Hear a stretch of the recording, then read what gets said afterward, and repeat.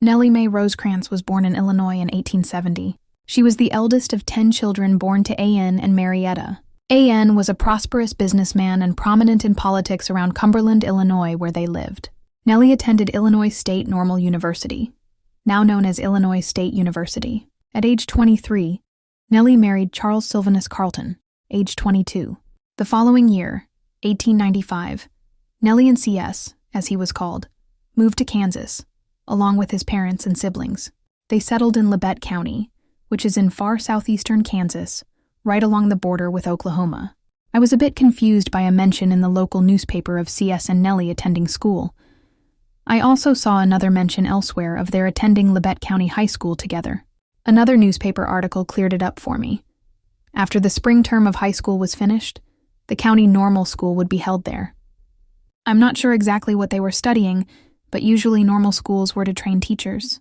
And soon thereafter, Nellie received a third-grade teaching certificate. This didn't mean she would teach third grade, as we think of it now, but rather that her score, in Kansas at the time, qualified her for a teaching certificate that would be valid for 1 year. To renew the certificate, she would need to take another exam after teaching at least 3 months during that year. But the laws were changing, and it seems likely that all of Nellie's schooling helped her to get a longer-lasting certificate soon after. If you've read Little Town on the Prairie by Laura Ingalls Wilder, you'll probably remember that she too earned a third-grade certificate prior to her first term teaching. The next mention of Nellie in the newspaper said that she would teach the Ellis School the coming winter. I'm fairly certain this is the schoolhouse that Nellie taught in. Nellie taught for a total of 12 terms during her life. Meanwhile, C.S. was definitely the entrepreneurial sort. He was an auctioneer and posted ads in newspapers all around Labette County. He also sold newspaper subscriptions. Through newspaper snippets, we can follow all the Carlton family ventures over the years. They built houses, offered a liberal reward for their missing dog, placed more ads for auction services, placed a want ad for a good second-hand wagon. Nellie went to visit relatives in Indiana for a month, and her father came to visit as well. There were political conventions to attend, a plow to exchange for a different type of plow, another visit to relatives, this time to Illinois. Then C.S. started dabbling in real estate, more real estate, and a bit more. Then a bull for sale, more auction services ads. Then C.S. bought another farm, 100 acres for $10.50. Then time to sell some seed corn. Then a notice of an auction that C.S. would be calling. Next, he was planning a farmer's picnic. Then, planning for a day of lectures with the Farmers Institute, a sort of precursor to modern-day agricultural extension programs. An interesting venture was selling purebred White Holland turkeys. This fine specimen of birdiness is a White Holland turkey. And then it was time to buy another farm. Did the turkeys take over? Of course, an auction to clear off the new farm had to be held. Then they moved to the new farm. Did the turkeys move too? Several more auctions called by C.S. were advertised.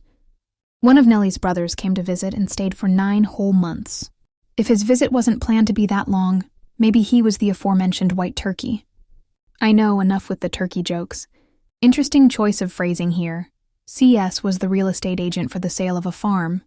Or, as the note says, the sale was consummated through him. Then time to sell some real estate of their own. I also really enjoyed this letter to the editor, where C.S. sings the praises of telephones. Then there was a family reunion held at C.S.'s parents' home. Another lengthy letter to the editor regarding rural telephone lines. I especially enjoyed his example about the farmer's wife. She wanted to put up peaches in a new way and had forgotten the receipt. It required only 2 minutes to telephone over to her sister, 3 miles away. I wonder if he was partial to canned peaches. And then C.S. expanded his portfolio and became a notary public. A sweet article penned by C.S. when a neighbor passed away. Then time to look for more real estate. And more advertising about real estate. And then a work mare and a brood mare to sell cheap or trade for harness. And then they purchased a new cedar. And an article about their profusely producing alfalfa fields. A bit of a different venture here. A Sabbath school was organized with C.S. as the superintendent. One of my favorite articles was about a gala day, in which Nellie narrowly came in second in the parasol contest. She received 333 votes and the winner 335. Time was called and some contention resulted. Then Nellie's mama came for a visit. Next was a box supper, and of course C.S. auctioned off the boxes. Then the Sunday school hours were changed from 3 p.m. to 10 a.m. It seems CS was also involved in handling estates. Then an oil magnate cousin from Illinois paid the family a visit. More estate work, this time appraising the estate. While CS was constantly in the newspaper, what was Nellie up to in the meantime? As I mentioned, she taught quite a bit of school. Then there were several moves, lots of visitors, and a few trips back east. In 1898, Nellie gave birth to a beautiful baby girl, who they named Laura Etta Carlton, and who would be called Etta. Etta looks so much like her mama. I love her carefully sewn and pressed little dress, her curls, and the tiny high-top boots. Then, in 1904, another precious baby girl was born, and she was named Letha Blanche. But just over 2 years later, there was a very sad notice in the newspaper. Little Letha was very ill with cholera infantum. Tragically, on a hot summer day, Letha died from the illness. Less than 2 years later, on a May day in 1906, another baby girl joined the family, and she was named Alice. But there were complications from the birth, and Nellie didn't recover as she should. On July 7, 1908 at 9 p.m., Nellie died at home. Her obituary said in part, "In the death of this esteemed lady, the community has met with a great loss. She possessed a most lovable disposition, and to her, life was a pleasure. Home to her was a haven of peace and contentment, and the happy hours with her family were pleasantly wanted away. In her gentle way, wherever she went, she made friends." To compound the tragedy, baby Alice also died on August 20th. Her headstone says simply Papa's baby.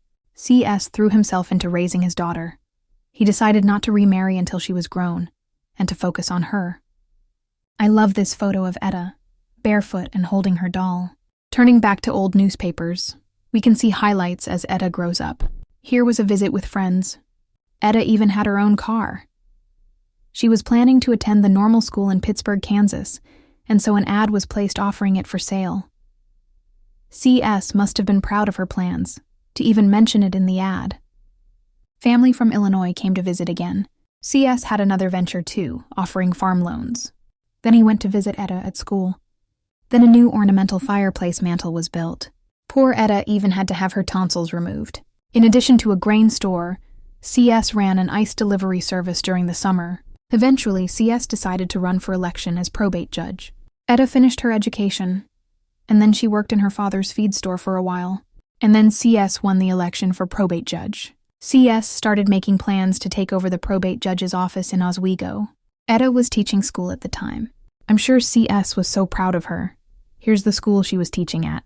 CS was given a surprise farewell reception and oyster feast before his move. CS appointed his niece Angie as his deputy. She even got to perform a wedding when he was called away to attend a funeral. One wedding that CS officiated was actually the second wedding between a couple who had married young, divorced, and reunited years later. Definitely another story I need to research. Then in 1923, Etta married Verl Young.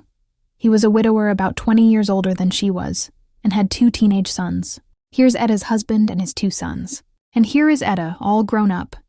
Wasn't she beautiful? Etta and Verl had 6 children together. 4 years after Etta married, CS married Ellen Carter. She was about 20 years younger than he was. They had a happy marriage and 1 son together. CS died in 1938. He was buried next to Nellie. When Ellen died 40 years later, she was buried on his other side. Etta died in 1986 at age 88. At the time of her death, she had 13 grandchildren, 29 great-grandchildren, and 30 great-great-grandchildren. I hope you enjoyed learning about these 2 beautiful women as much as I enjoyed researching them.